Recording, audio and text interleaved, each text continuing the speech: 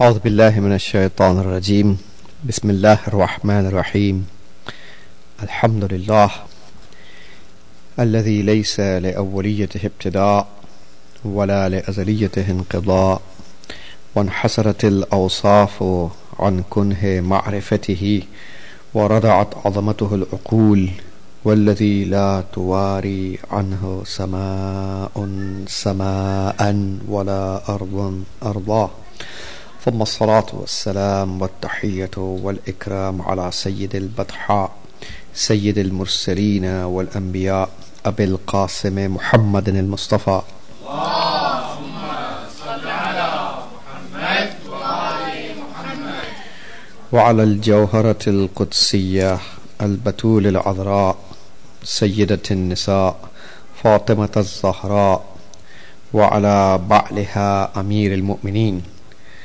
وبنيها الذين أذهب الله عنهم الرجس وطهرهم تطهيرا.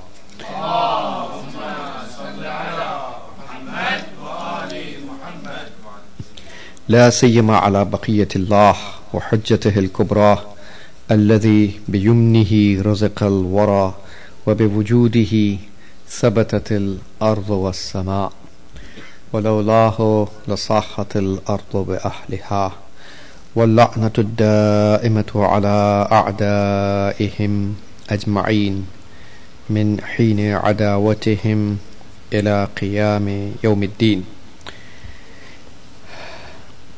أما بعد فقد قال الإمام علي ابن محمد an-Naqi al-Hadi عليهم الصلاة والسلام اللهم صل على محمد وآل محمد الحكمة لا تنجع في اتباع الفاسدة صلوات. اللهم صل على محمد وآل محمد. First of all, we thank Allah subhanahu wa ta'ala for giving us another ni'mat and opportunity to be in the holy month of Rajab, which is haqiqatan, in the real sense, the Shahrullah, the month of Allah subhanahu wa ta'ala, the month which Allah considers to be His month. And it is mentioned that even in the time of Jahiliyyat, the people, the time of ignorance before the advent of the Prophet, people used to wait for the arrival of the month of Rajab for seeking their prayers. So this is the month of seeking the prayers, and this month is specific for to Imam Ali alayhi salatu wassalam, and also considered to be a muqaddimah and prelude for the arrival of the next month, which is also one of the holy months of the Islamic calendar, the month of Sha'ban al-Mu'azzam, which belongs to Rasulullah sallallahu alayhi wa alihi wasallam.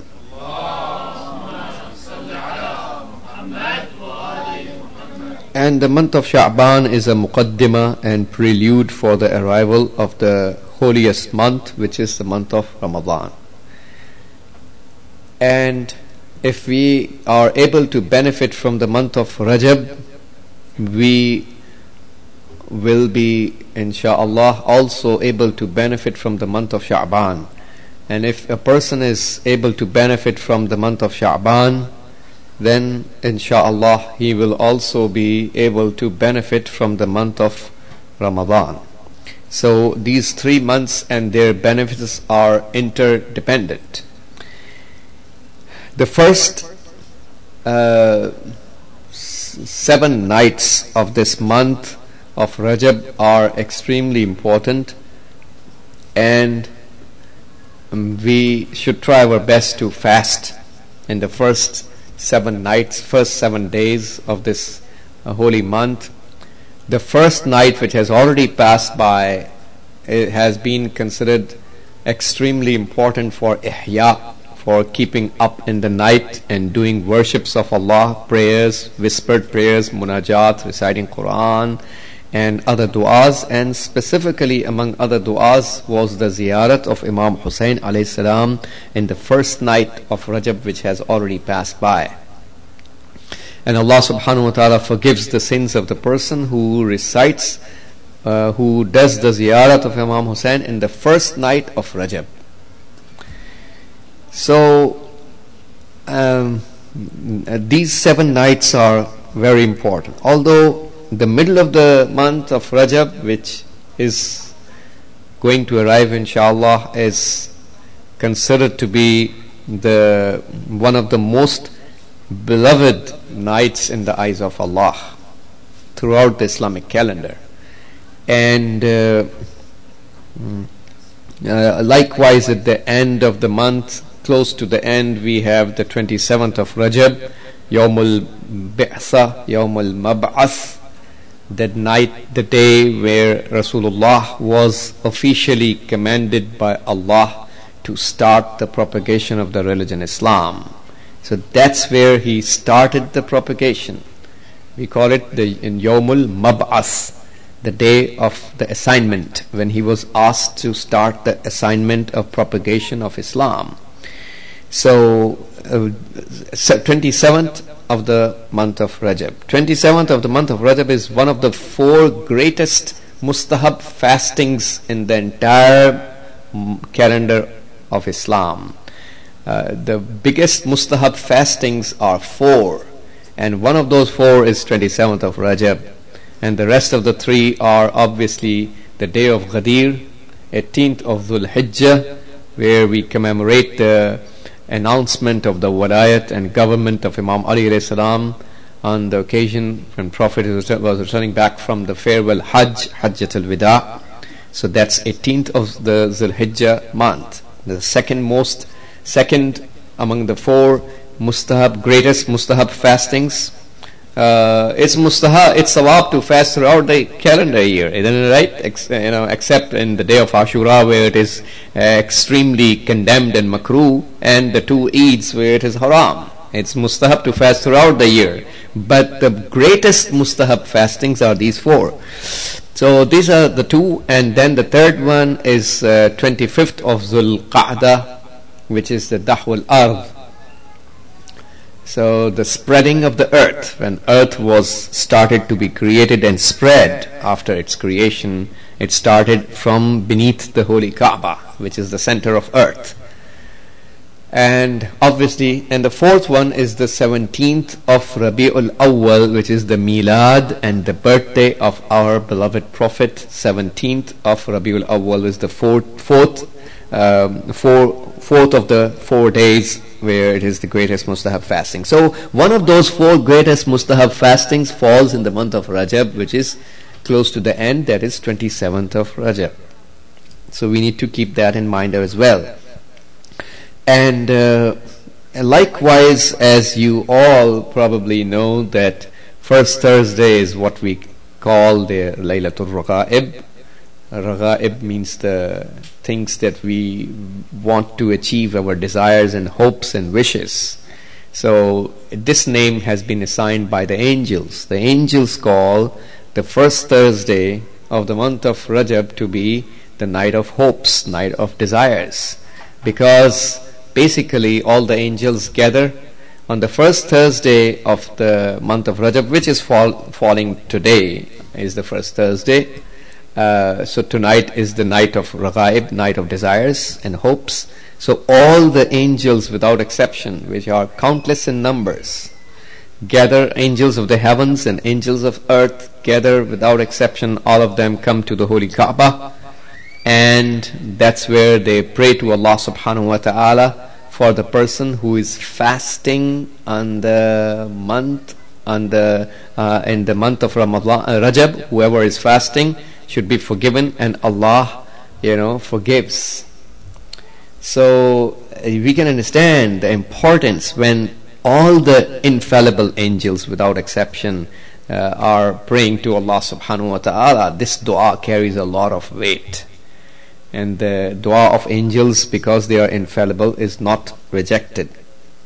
So this is the night of gathering of all the angels of Allah at the Holy Kaaba, which is where the creation started from the Kaaba, which is where the revolution started in the history of Islam. Prophet's propagation of religion started from the Kaaba, which is where the revelation also started.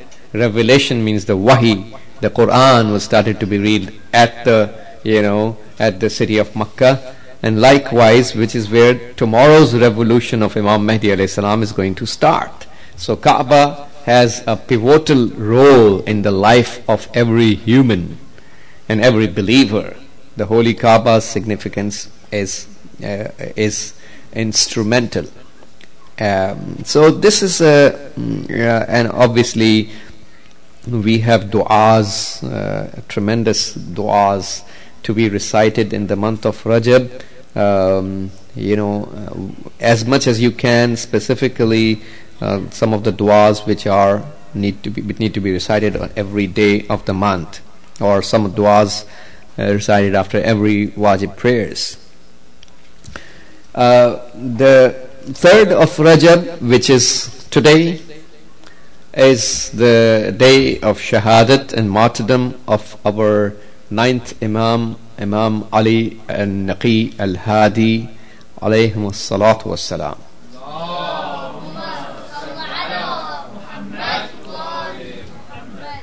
And the 1st of Rajab, which has passed by, is the day of the milad and birth of Imam al-Baqir alayhi salam, our 5th Imam. And since we are commemorating both the events together, so I would like to talk a little bit about both the Imams today, inshallah. Imam an-Naqi alayhi salam, first a little bit profile like I do always. His name is Ali. The names of the Imams are all assigned by Allah Himself, not anyone else, not even their fathers and mothers. Allah Himself assigns the names of all the Imams Himself. All the Ahlul Bayt, their names are given by Allah Himself. And his kunyat is Abul Hasan as-Salis. And usually when you find the riwayat and ilmu riwayat, you find the riwayat and narration mentioned in this name of kunyat, like Abul Hasan al-Awwal is Imam al-Kadhim alayhi salam, and Abul Hasan al-Thani is Imam al-Rida alayhi salam, and Abul Hasan al-Salis is Imam an-Naqi alayhi salam. So this is how he's commonly known in the world of narrations, Abul Hasan al-Salis. And his alqab and titles are obviously, as you know, both of them, which are the famous ones, Naqi and Hadi, the pure and the guide. Naqi means the pure and Hadi means the guide. And his birth was on according to the most famous of all the narrations. There are 3 different narrations about his birthday, 3 controversy you can say about his birth date, but the most famous narration was that his birthday was 15th of Zulhijjah, and in a place called Surya, which was close to the city of Medina. And his shahadat, his martyrdom, was today, that is the 3rd of Rajab, in the time of Mu'tamid Billah la'natullah alayh, and poisoned through the hands of Mu'taz Billah, who was the brother of the king, who poisoned him, according to the narration of Sheikh Saduq. So we find that the age of the Imam, when he started to exercise his khilafat and imamat and walayat after the martyrdom of his father, he was 7 years old. In our belief system, there is no difference between young and old. All the Imams are equal in their knowledge in their piety, in their level of faith and iman, in their level of ma'rifat and recognition of God, and the rest of their ibadat and everything else. It's all they're part of one nur of Allah. So, but Imam alayhi salam was the youngest among the 11 Imams, but younger than him was his great grandson, his grandson, who is Imam Sahib al-Zaman, Waliyul Asr, Imam al-Mahdi alayhi salatu wassalam.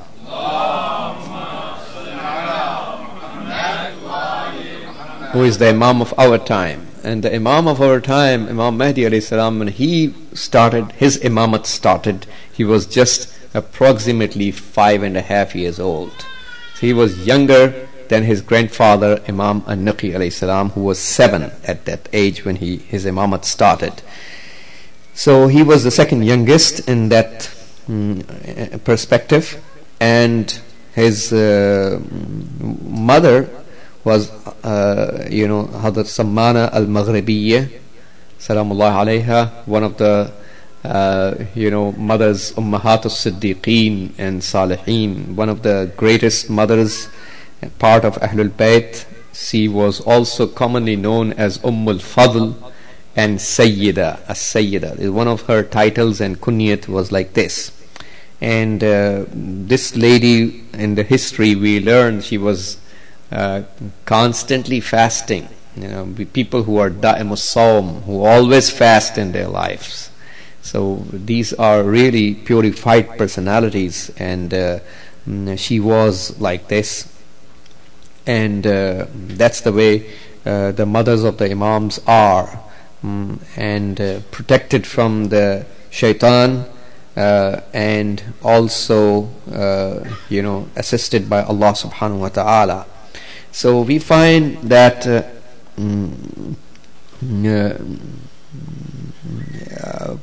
people complain, well, the Mutawakkil, as you know, was Imam alayhi salam was forced to move from Medina, where he stayed for 13 years, and the rest of the 20 years of his life he was forced to migrate to Baghdad by the ruler, and until he was poisoned.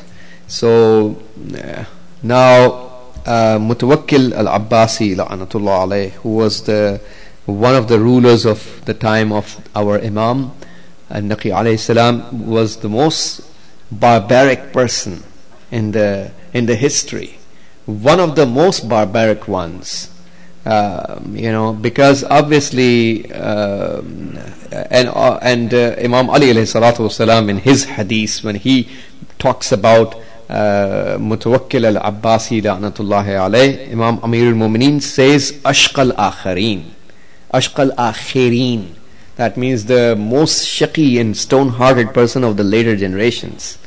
So this title for the ruler Mutawakkil tells it all. When Imam Ali calls him the most shaqi person of the later generation, then you can understand that his shaqawat and stone-heartedness is unique, and it's really unparalleled in terms of his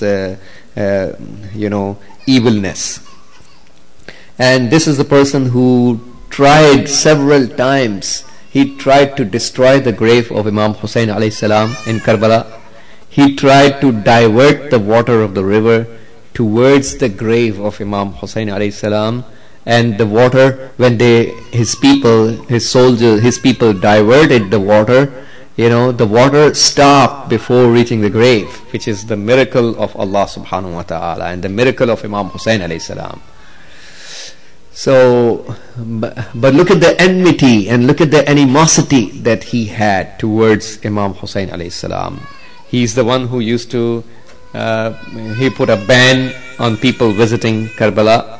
He's the one who used to cut the hands of the visitors of Karbala, isn't it right? People who used to visit in the time of Mutawakkil, he passed the law that they need to get their hands cut.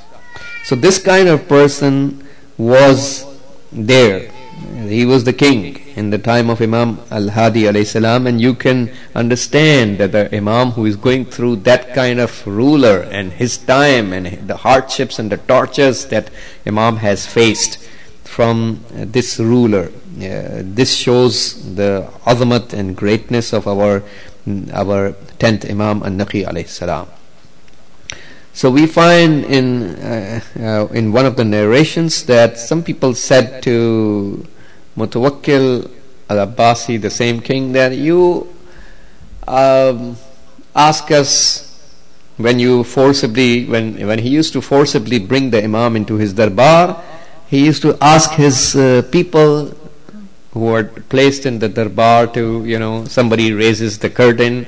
When the Imam enters into the door, there's some soldier, some person standing there to raise the curtain in the respect of the Imam. So somebody said to Mutawakkil, when you ask us to raise the curtain in the respect of the Imam, and people, so this kind of behavior when you do towards the Imam, this shows that this is a negative point for your hukumat and government, because people will think that this person deserves that kind of respect from the king, so actually he's the one who deserves to get the government, and you are usurping his right of rule. So he is actually the ruler, he's supposed to be the ruler. So don't ask us to respect the Imam like this. And Mutawakkil said, fine, that's okay. So this time when Imam is asked to come to the darbar, then you guys don't raise the curtain in his respect. Let him come like that. So we find the narration says that Imam an-Naqi alayhi salam, when he entered into the darbar of Mutawakkil, Allah subhanahu wa ta'ala sent the wind started to blow, and because of the blowing of the wind, the curtain was automatically raised up at that moment when Imam is about to enter, and nobody was there to open the curtain intentionally, but the wind opened the curtain for the Imam, and when the Imam was departing, the wind started to blow towards the other direction, and again the curtain was raised by the miracle of Allah subhanahu wa ta'ala. Please say salawat.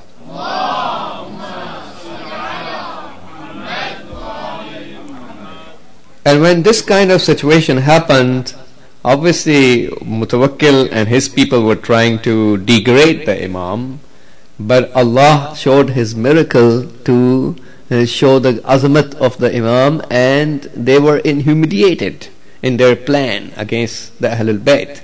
So now Mutawakkil again commanded his people that, okay, you raise the curtain again. So this is a bigger respect for him, that the wind blows at that time and people will understand that he is the real Imam. So now onwards you again start raising the curtain yourself, so people do not understand his highness. So likewise we find that it is also narrated by Abu Hashim al-Ja'fari. Abu Hashim al-Ja'fari is a very muwaththaq and authentic thiqa person, one of the followers, narrators in the time of Imam al-Hadi alayhi salam, one of his followers, and a very poor person and a very pious person. So Abu Hashim al-Ja'fari, obviously you can understand from the times of Imam an-Naqi alayhi salam and Imam Askari alayhi salam were getting harder and harder. Those times were getting harder for the Shias of Ahlul Bayt. So in some of the narrations we learn that Imam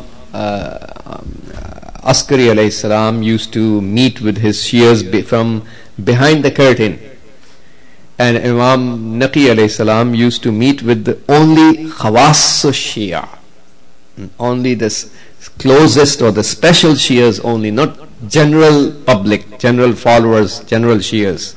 So some narrations inform us that Imam's interaction was intentionally restricted to the close Shias only.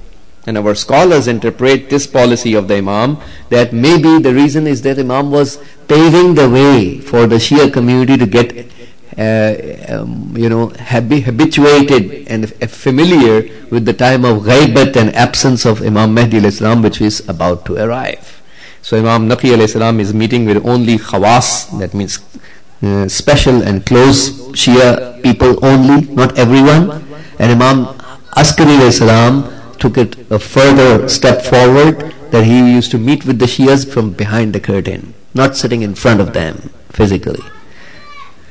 So when the time of Imam Mahdi alayhi salam arrived, he was not even allowed to be shown to anyone, except very, very few people who were shown, like Ahmad ibn Ishaq al-Ash'ari al-Qummi, if you have heard the story, was the wakil of Imam al-Askari alayhi salam in Qum, and he is one of those probably two people, or very few people who have seen Imam Mahdi alayhi salam in his childhood, which is a very interesting story. Inshallah, some other time I can talk about that. So this is the kind of the trend. So Abu Hashim al-Ja'fari, so that's why you find lesser narrations. What I was trying to say is that the reason why we have very less narrations narrated from Imam an-Naqi al-Hadi alayhi salam, and likewise Imam al-Askari alayhi salam, is maybe one of this reason that I just mentioned to you.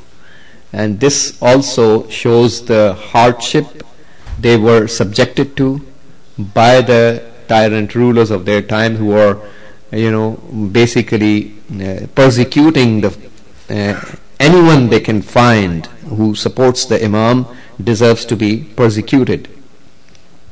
And several Hashimiyat, several Sayyid ladies were in the prison in the time of Imam al-Hadi alayhi salam. So it's a long-standing history. If you talk about the crimes of these rulers, Mutawakkil and Mu'tamid Billah and Mu'taz Billah, who came in the time of Imam al-Hadi alayhi salam, a person is shocked to see what kind of people they were and what kind of heinous crimes they used to commit.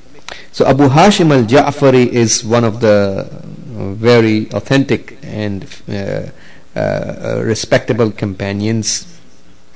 He says that the bunch of people were there, and they said that, what is the supremacy for Imam an-Naqi alayhi salam over us? Why is he superior over us? This time when he shows up, we are not going to get off the back of the horses to respect him. And we will continue to sit on the back of the horses, let him come, we will not get off the back, we will not pay respect to the Imam. And Abu Hashim al-Ja'fari said that, I swear to God, when the Imam comes, you all will have to get off the back of the horse to pay respect to him. You have to get off the back, and as humiliated people. I mean, this is, you have to get humiliated in front of him.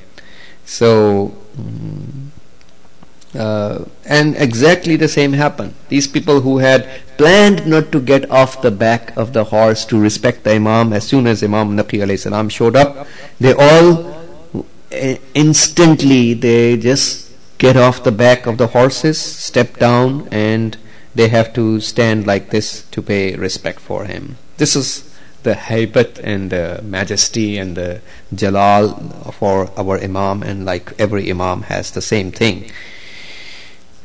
So you can see how these Imams people have been trying their best to insult them, humiliate them, torture them, and our Imams have been displaying the highest level of morality and piety and setting example for us.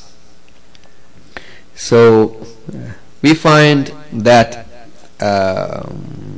Jalaluddin as-Suyuti As-Suyuti is one of the very famous scholars of the Sunni brothers, who is a writer of several books, including Tafsir ad-Durr al-Mansur, which is very famous, and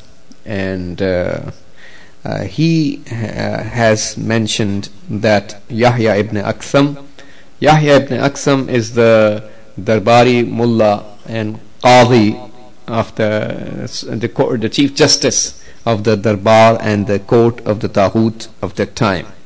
So he was brought in the court and in the gathering of Wathiq Billah, and that's where, as usual, these people always try to insult the Imam. They think they are very knowledgeable, and they have been arranging gatherings where they can find ways to either insult the Imam or make him answer less if they can, so he gets humiliated. Imam alayhi salam was brought in the gathering, and that's where he asked the question that we find. So in front of several fuqaha and scholars who were sitting in the darbar at that time. So Imam Naqi alayhi salam was brought there, and that question was asked, that when we believe that Hajj is something which started in the time of Prophet Adam, and and shaving the head is wajib, so who shaved the head for Prophet Adam alayhi salam when there was no other human present at that time? So they thought that this is a very complex question, and if they ask the question, Imam alayhi salam will be answerless and he will get insulted. So because they had the bughz and hatred towards the Ahlul Bayt in their heart. So that's where Imam alayhi salam replied that that my father told me from, and so on, up till Rasulullah sallallahu alaihi wasallam, one father from the other.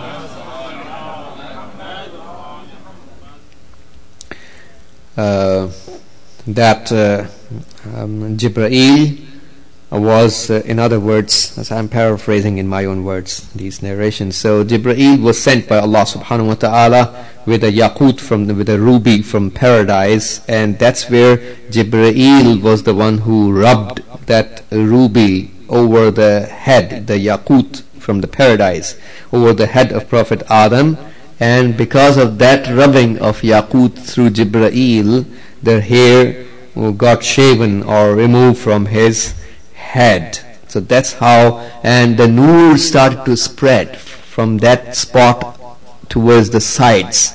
So from that incident, wherever the noor of that ruby, the light of that ruby was spreading all the way around, that determined the limits of the haram of Kaaba. As you know, we have the Hududul Haram. The holy Kaaba is located inside the Al-Masjid Al-Haram, the sacred mosque, and the masjid is located in the Makkah, but the Haram is not the city of Makkah. The Haram is way larger in the desert. There are limits of the divine sacred Haram is way larger in the desert, and all that area is determined to be the Haram, and the limits are defined because of the noor that spread from that ruby which Jibreel had brought to rub over his head. This is something that these people had no idea, no clue about, and they were answerless and shocked to hear this information which was totally new for them. Please say salawat.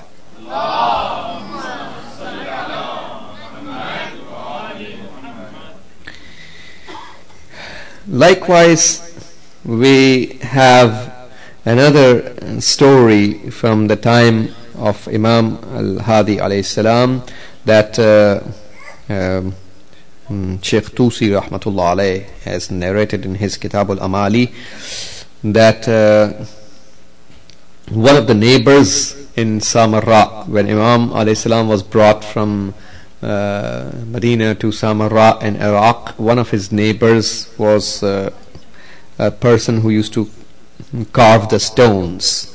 So this person was given the precious stone by the king to do some carvings and engravement over that stone for the king's wife. And now this person, what he did is that while he was carving the stone got broken into two pieces, and he was very much worried and anxious that I broke this precious stone of the king, and now obviously I will be punished for that.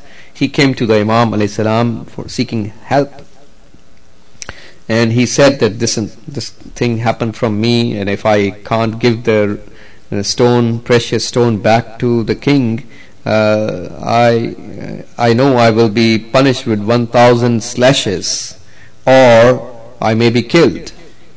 So Imam al-Hadi alayhi salam said to him that you are not going to see anything but khair and goodness.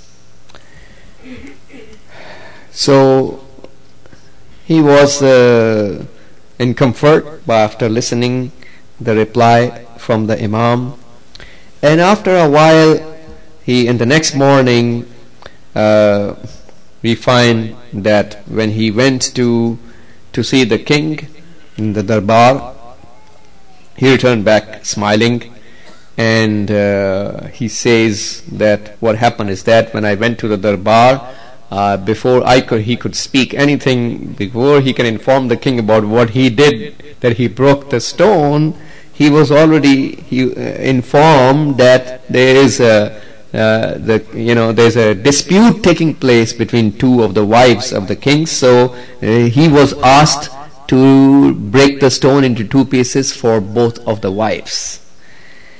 So we find that Imam alayhi salam has been helping the followers in all the various ways. And Abu Hashim al-Ja'fari, once Sheikh Saduq says he comes to the Imam and he was in extreme hardship, very poor person, and could not make the both ends meet. So you can imagine the situation where people who are strong supporters of the Imam can never find a job, can never find a highly paid job. Obviously they will never find such a job. So Abu Hashim al-Ja'fari came to the Imam, and before he could start to complain about his poverty, Imam alayhi salam started to say to him,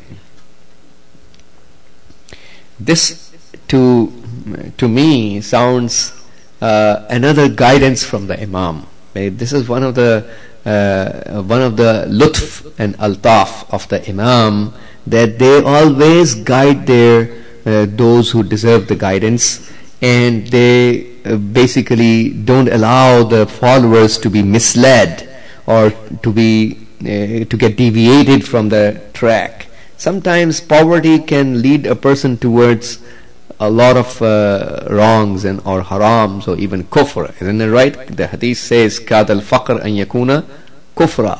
Faqr, poverty, was close to become kufr. So faqr may lead a person towards doing kufr, denying God. So Abu Hashim al-Ja'fari, when he came, Imam alayhi salam said himself, Imam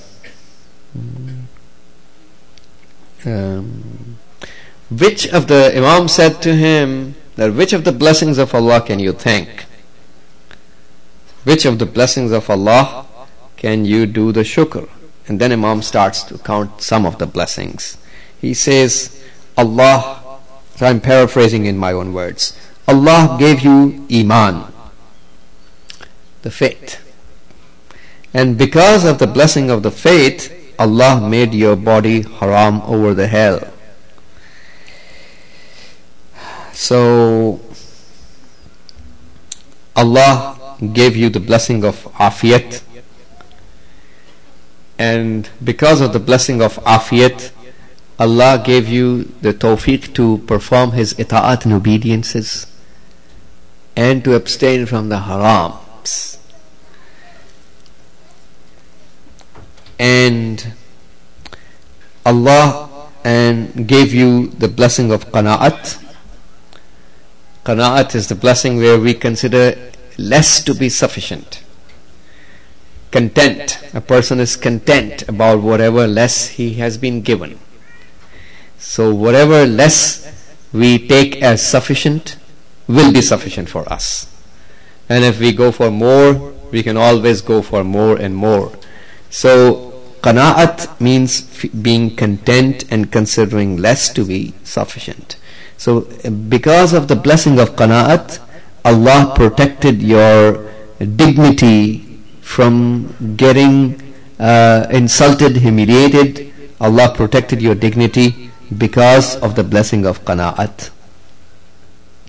So here we find, and after giving this advice that Imam alayhi salam gave him, then he also commanded 100 dirhams, 100 gold coins to be brought and given to him.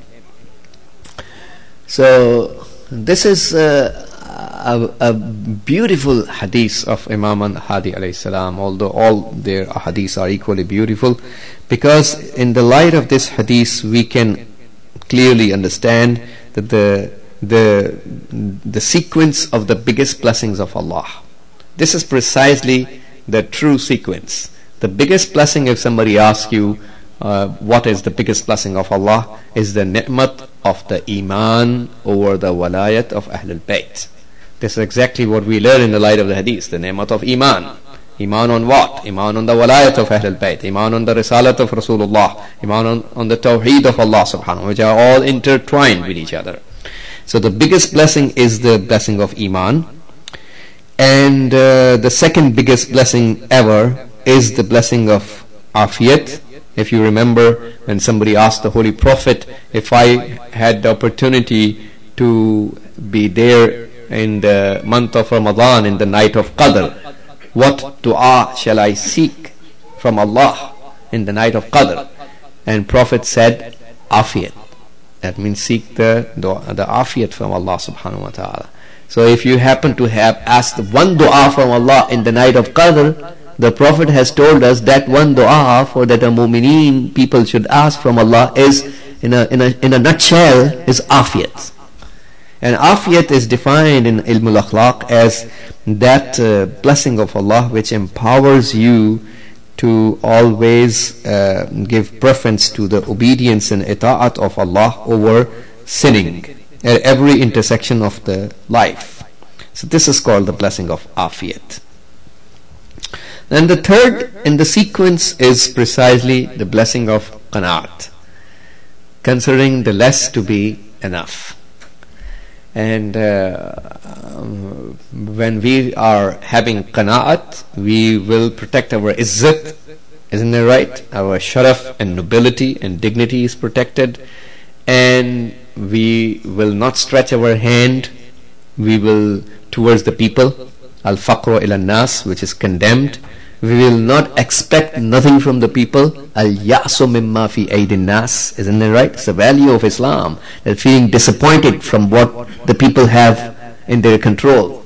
We need to feel disappointed, just like a person is disappointed about to do suicide, how disappointed he is. A mu'min is supposed to be disappointed about what the people have in their hands. What can the people provide for you? So we need to feel al-ya'su mimma fi aydin nas. We need to be disappointed from what the people have in their hands, in their control. So this is what one of the athar of qana'at. When you have qana'at and you feel content and consider less to be sufficient for you, you will be disappointed and you will be having tawakkul and reliance on Allah subhanahu wa ta'ala. Plus your faqru ilallah, feeling the need towards Allah, will be strengthened because of qana'at. Plus it will also empower you to do the shukr towards Allah subhanahu wa ta'ala. Plus it will make you fulfilled. Qana'at is the ni'mat that makes us fulfilled, because the hadith says, Man qana'a shabi'a, wa man lam yaqna' lam yashba'. Whoever has qana'at, whoever does the qana'at, he gets fulfilled. Whoever doesn't do the qana'at, doesn't consider less to be sufficient, then he will not be fulfilled. So this will empower us to feel fulfilled, and thus we will thank Allah subhanahu wa ta'ala, and He will give us more. La in shakartum la azidannakum. If you thank, I will certainly increase. Allah will certainly increase for us. So we'll get more of the blessings. So qanaat is the blessing number 3 in the sequence of iman, afiyat and qanaat. So may Allah subhanahu wa ta'ala bless all of us to have these 3 blessings maintained. We find that in the ayat of the Holy Quran, Allah subhanahu wa ta'ala has said, Man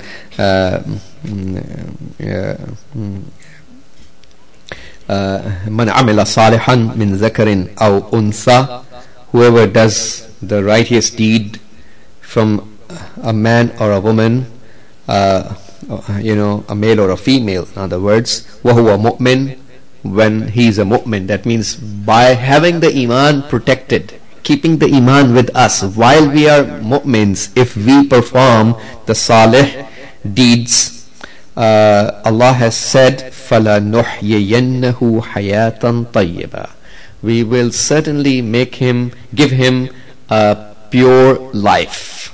Hayatan tayyiba. Hayatan tayyiba, the pure life. Tayyib, the clean, pure, nice life, has been mentioned in the hadith of Amir al-Mu'mineen alayhi salam. He says, so it has been interpreted when he was asked about what is the Hayatan Tayyiba, and Imam Ali alayhi salatu wasalam said, Qana'at. So Hayatan Tayyiba, فَلَنُحْيَيَنَّهُ Hayatan Tayyiba means Qana'at. That means whoever is a mu'min and he performs salih deeds, male or female, Allah will certainly going to provide him the ni'mat of Qana'at. So you cannot find greed and hirs and these kinds of things for the people who are the mu'mins. Like our hukama, some of the hukama have said, istighna'uka min shay'in, istighna'uka an ash-shay' khayrun min istighna'ika bihi. That means if you become mustaghni, if you don't stand in need of a thing, if you live a life in a way that you don't stand in need of a thing, is better than you become rich through that thing.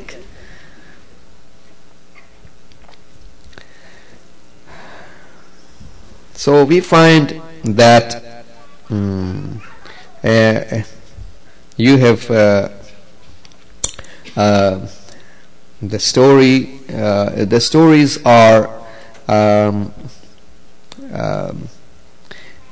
his lifetime is the story of the incident of Zaynab al-Kadhaba, that you have already, I think, heard about that, but just to refresh your memory, that incident is also in the time of Imam al-Hadi alayhi salam, and that's where, when they came in the time of Mutawakkil, actually, when they told the Imam alayhi salam said that the evidence for the false claim this woman was claiming to be Zaynab, the daughter of Imam Ali alayhi salam, it doesn't make any sense. Obviously she's faking, she's making a false claim. So Imam alayhi salam said the hujjat and evidence for her false claim is, you throw her to the lions,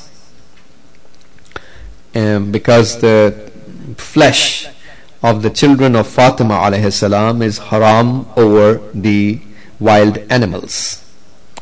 Not to throw. Imam didn't ask her to throw. Imam said, if that basically the lions are not going to eat her. That's what Imam said. That means the evidence for her, the fake claim is that if the children of Fatima alayhi salam, their flesh is haram over the wild animals, and the lions are not going to eat her. Imam didn't ask him to throw, but obviously when Mutawakkil throwed her, before he tried to throw, she started to apologize over the fake claim. Obviously, it should not be interpreted for all the Sayyids, all the Zurriyat, for the entire lineage. In Arabic, we use the word az-Zurriya. Zurriya Shar'an includes the entire lineage of the Sayyids throughout the throughout till the Day of Judgment. But the Zurriyat is not included in that hukum. This is something we are talking about the direct children. In Fatimata ahsanat farjaha fa harram Allahu zurriyataha ala nar. The hadith says Fatima alayhi salam had chastity of the character, so Allah made her zurriyat haram on the hell. But that doesn't mean the entire lineage of Hazrat Fatima alayhi salam is haram on the hell, and no Sayyid can ever enter into the hellfire according to the hadith. This is not what is meant. What is meant, Imam alayhi salam himself has interpreted that innama ana Hasanan wa Husaynan, that what Prophet has meant from the hadith was Imam Hasan and Imam Husayn alayhi salam. Please say salawat. Allahumma salli ala Muhammad wa ali Muhammad. So this is before I come to some of the hadiths, like I always try to mention in these occasions, some of the hadiths from that specific Imam, so we benefit from the nur of that Imam more. I would like to also mention another story, which is from the life history of Hazrat Abdul Azim rahmatullah alayhi wa salamullah alayhi. He is part of the family of the Imam, and his grave is located in the outskirts of the city of Tehran, where it's a lot of sawab to visit his grave. So he came to Imam al-Hadi alayhi salam and said that I want to present my aqidah. I want to present my belief to you. You are the Imam of my time, and you certify whether my belief system is correct or not. And this is a very reliable narration. And Imam alayhi salam welcomed him,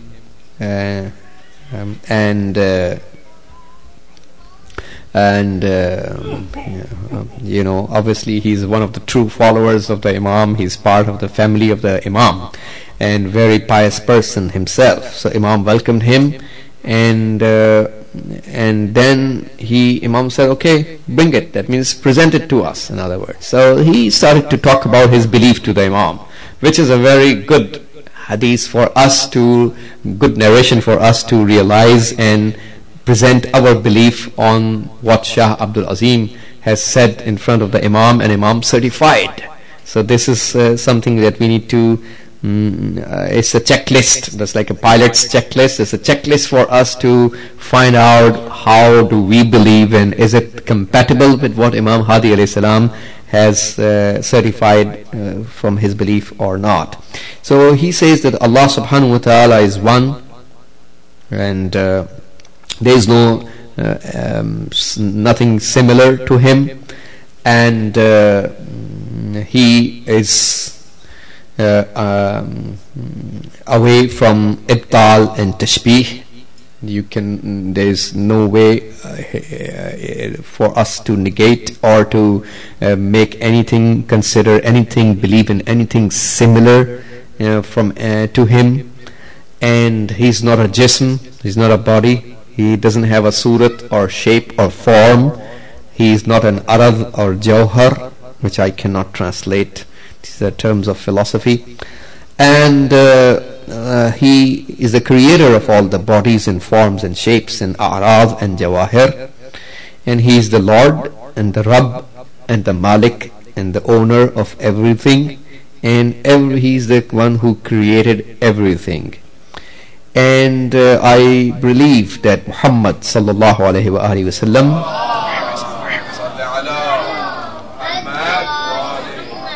is the abd, the servant, the slave, and Rasul, the messenger, and the Khatamul Anbiya, the seal of all the prophets. And after him are the 12 Imams till the Day of Judgment. And the Sharia of the Prophet, I believe that means the Sharia of the Holy Prophet is the final of all the series of Shara'i and Sharias that were given till the Day of Judgment. And the Imam and Khalifa and Wali after the Prophet is Amirul Mu'mineen, Imam Ali alayhi salam, and after him is Imam Hassan, and after him is Imam Hussein, and so on and so forth. He started to count the Imams, and then after that he came to the 10th Imam, in whose presence he is, and he says that you are my Mawla, that means my Imam and Wali. And Imam alayhi salam added after that after me it's my son Hassan, and what would be the situation of the people in the time of al-Khalaf al-Hujjah alayhi salam, that's Imam Sahib al-Zaman alayhi salam.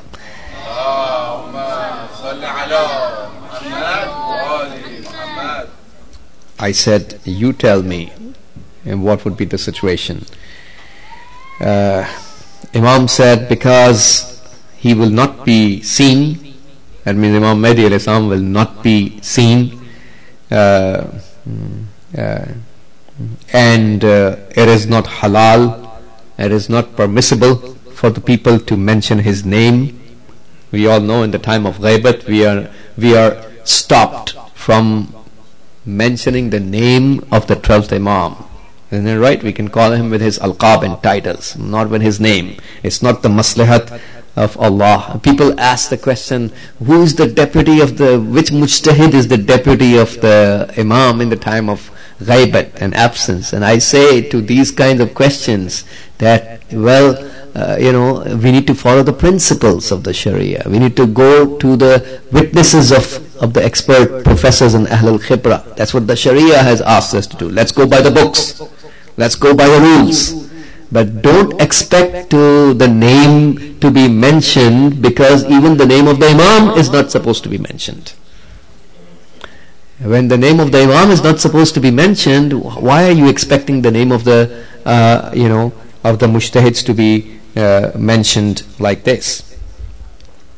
So the name is not permissible to be mentioned, and till the time that he is going to uprise and he will fill up the earth with adl and qist, with justice, the way it will be full with zulm and jawr and the injustice. So this is and then he says, I said to the Imam that I confess, I accept what you said, and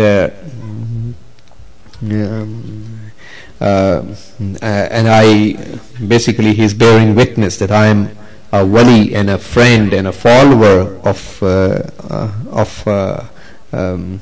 all of them and their lovers, those who love them, and I am an enemy of their enemies. Whoever is an enemy of them, then he is also my enemy. And their obedience is the obedience of Allah Himself, and their disobedience, disobeying the Imams and their commands, is actually the disobedience of Allah Himself. And I believe that Mi'raj, the ascension of Rasulullah, is haqq, is a righteous thing, and was su'al fil qabr, that means questioning inside the grave. The angels are going to come and question every person inside the grave. It's a haqq and righteous belief. And the Jannat, the paradise, is haqq. Wan nar, and the hellfire is haqq. was sirat, that means the bridge. We all have to cross over the bridge. That's haq. And mizan means the the scale, the divine scale, which is walayat of Imam Ali alayhi salam, will be installed. That is also haq.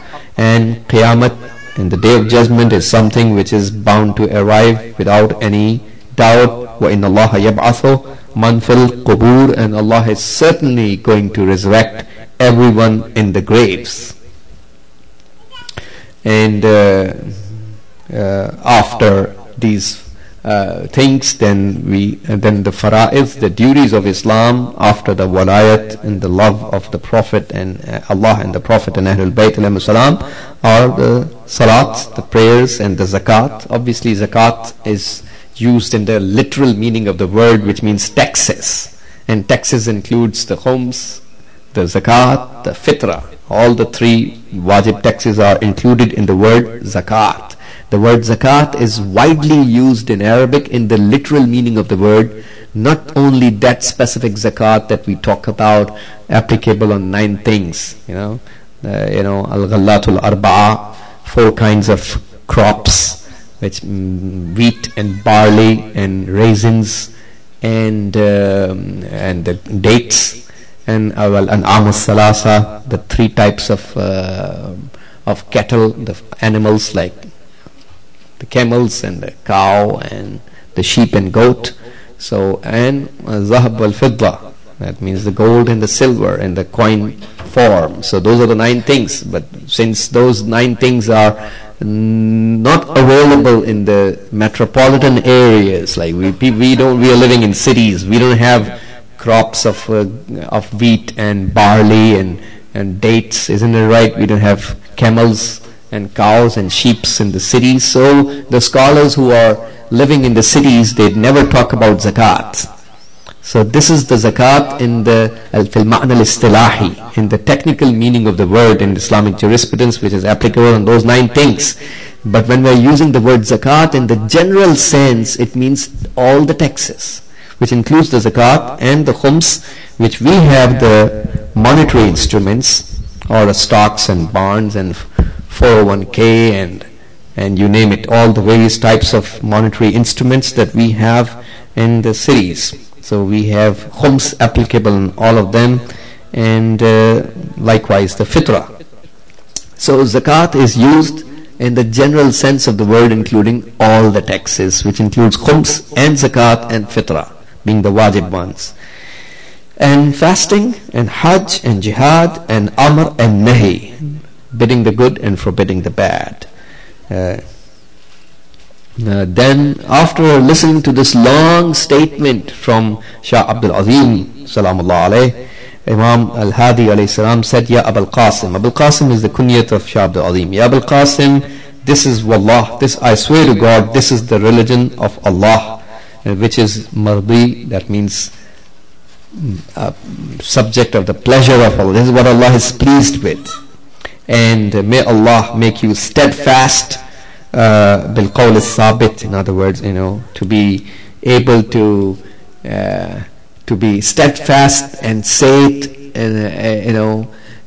we need to be steadfast, isn't it right, till the last moment of our life, and be able to say it in the grave in front of the angels. And we will be able to say it in front of the angels and be steadfast if we are steadfast till the last moment. Because the last moment status of a person is the real status, not the status of his iman and taqwa ahead of that moment. So this is the reason why, maybe one of the reasons why we pray for people, Sabbatakallahu bil qawl al-sabit. When even you are laying the person in the grave, we read this dua in the talqeen, isn't it right? Sabbatakallahu bil qawl al-sabit. May Allah make you steadfast with the strong statement, stable statement. So person will be able to reply back to the angel. If we are not unable to reply, because at the time of death we were shaky, so then obviously no matter how we may have lived, it becomes irrelevant and insignificant, because angels are going to punish. They will repeat the questions a few times, 2 or 3 times, and after that the punishment is going to start. So now the hadith from Imam al-Hadi alayhi salam, specifically from him. Please say salawat.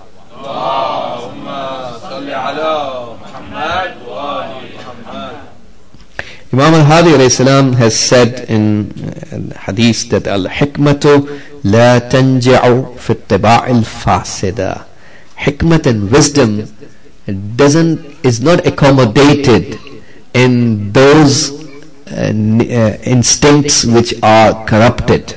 So if a person's spirituality is corrupted, hikmat and wisdom is not going to be accommodated in that tabi'at. So basically this is not going to be effective.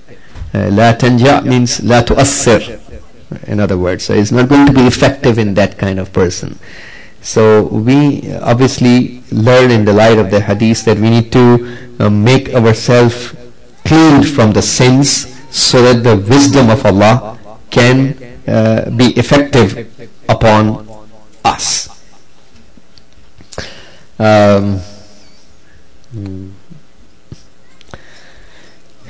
Because as you know, the knowledge is given according to our level of taharat of the soul.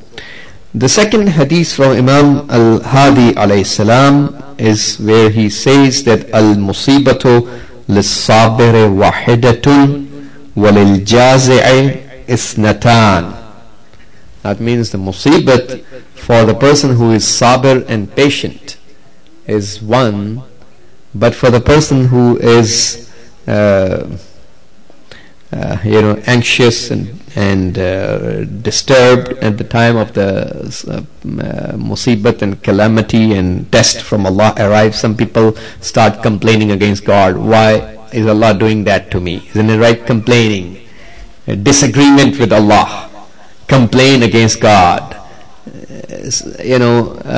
showing their displeasure, discomfort, disagreement about what Allah is doing. So those people who do this kind of behavior have two musibats, not one. And our scholars have interpreted that maybe one of the reasons why it is two is because a person is going to destroy the thawab and the reward which was supposed to be we were supposed to receive if we were sabir and patient over the musibat. The third and the last hadith which I would like to mention tonight before I come to the end, I also want to mention one more hadith from Imam al-Baqir alayhi salam, whose milad we just passed in the first, so we can touch a little bit about him as well before I end. So the last one in this I would like to mention is Imam al-Hadi alayhi salam said, Man radiya an nafsihi kathura as-sakhatuna alayh. Whoever is pleased with him, you will so we find that it's a lot of people will be angry upon him. And this is how it works. We say some people who think that they are very good, they are fine, they are nice, there's nothing wrong with them, I'm always right. These kind of people who have this behavior that I am right, there's nothing wrong with me, will always find people having being displeased about them. So a person should never be pleased, radi with himself, hold himself accountable, and never end up having ujb, and never be pleased about his own self. So this is one of the keys of success to operate in a society successfully alongside the rest of the mu'mineen, ready to listen and accommodate to complaints. If there are people who are complaining, let us, in a respectful way. Obviously we don't disrespect anybody, but in a respectful way, if you find somebody is complaining, or we should be ready to listen to that. That's fine. Now I would just mention one hadith from Imam al-Baqir salam before I finish. Here Imam al-Baqir salam says that, please say salawat.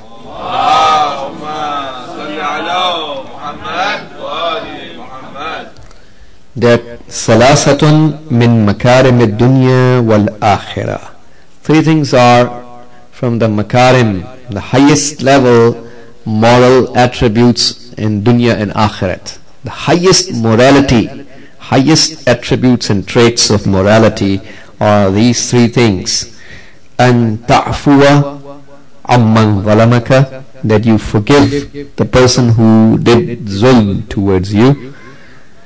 Wa tasila man qata'aka, that you stay in touch, stay connected, stay intact with the person who breaks away from you. If you have your relatives who don't want to say salam to you, if you have your relatives who do misbehave towards you, you don't initiate that. You don't misbehave reciprocally.